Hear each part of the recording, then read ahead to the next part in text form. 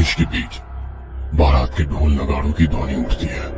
अचानक से बारात की एक टोली बेहती हुई सड़क के बीच मौजूद हो जाती है, जिसके बाराती थे नरकंकाल।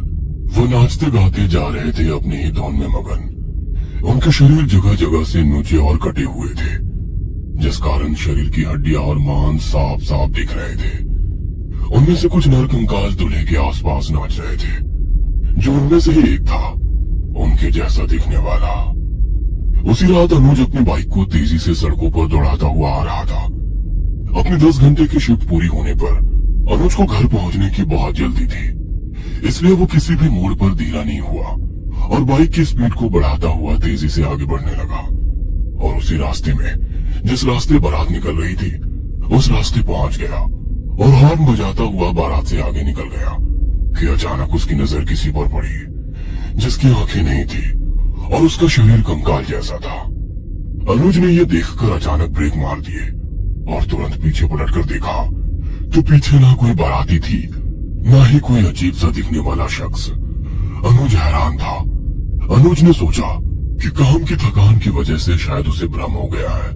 अनुज ने ब्रेक से पैर हटाए और घर की ओर चल दिया। थका हुआ अनुज घर पहुंचते ही कब बिस्तर पर पड़ गया और कब उसकी आंख लग गई, ये उसे पता ही ना चला। जैसे ही नींद अनुज को अपनी आगोश में ले गई, उसका दिमाग दिन भर की हुई घटनाओं को एक साथ जोड़ता हुआ उसे एक बुने हुए सपने में खींच ले गया। ऑफिस में एक तरफ खड़ा अनुज खुद को टाइपिंग करते हुए देख रहा है। फिर उसकी नजर वही ऑफिस की घड़ी पर जाती है। वो देखता है कि कैसे घड़ी के कांटे तेजी से आगे बढ़ रहे हैं। इससे पहले अनुज कुछ समझ पाता, तब तक शाम घिर चुकी होती है। अनुज अब बाइक चला रहा है। बारात को पार करता हुआ वो आगे बढ़ा और रुक गया। उसने किसी ऐसे आदमी को देखा जिसकी आंखें नहीं थी और शरीर नरकंकाल जैसा था। उसकी आंखों में गड्ढा देखकर अनुज को याद आया कि उसके बचपन में एक रिक्शे वाला उसे स्कूल से घर छोड़ने आया करता था। उसकी बाईं आंख में भी वैसा ही गड्ढा था। अनुज को उसकी मां ने बताया था कि उसकी एक आंख गिद्ध नोच ले गया था, पर एक आंख ना होने की वजह से उसकी शक्ल अनुज को काफी डरावनी दिखती थी। अनुज वापस उस नरकंकाल के जैसे दिखने वाले के सामने खड़ा हुआ है। वहां उन दोनों के अलावा कोई तीसरा नहीं है। उसके बाद अनुज को नींद नहीं आई। घंटे 2 घंटे तो उसने उसी सपने की सोच में बिता दिए। उसके दिमाग में एक ही बात चल रही थी कि कहीं उसका देखा हुआ सपना सच तो नहीं था। कमरे में घड़ी की टिक टिक की आवाज और अनुज का अंतर्मन द्वंद अब मेल खाने लगे थे। अनुज के दिमाग में उस बारात वाले आदमी की शक्ल बैठ गई थी।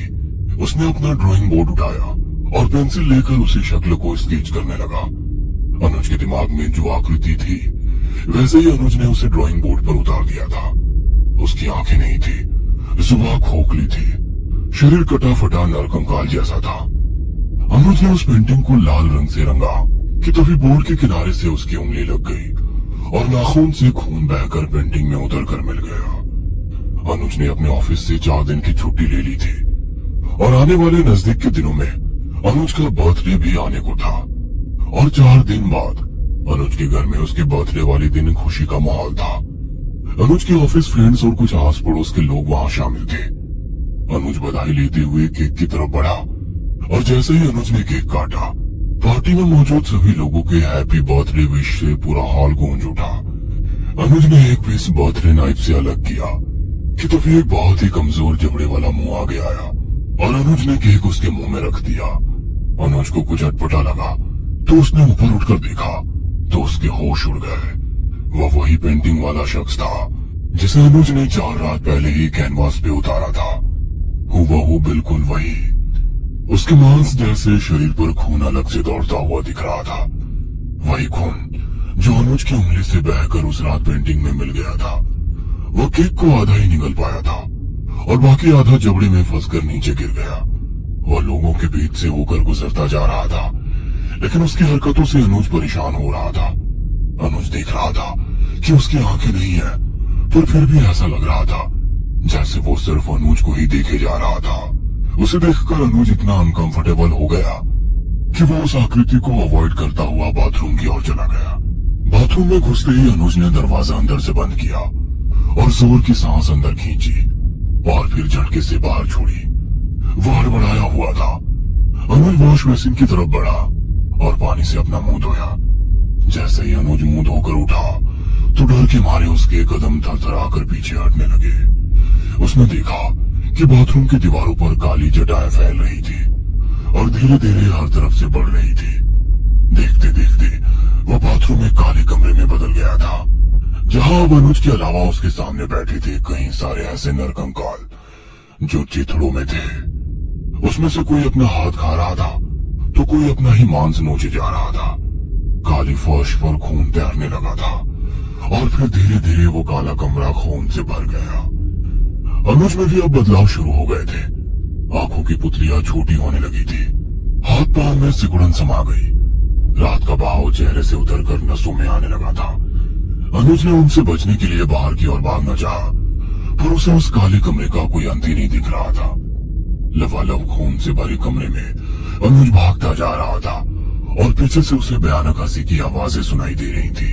अनुज के मन में डर समाने लगा था और वो भागते भागते गिर गया और डूब गया उसी बहते हुए खून में।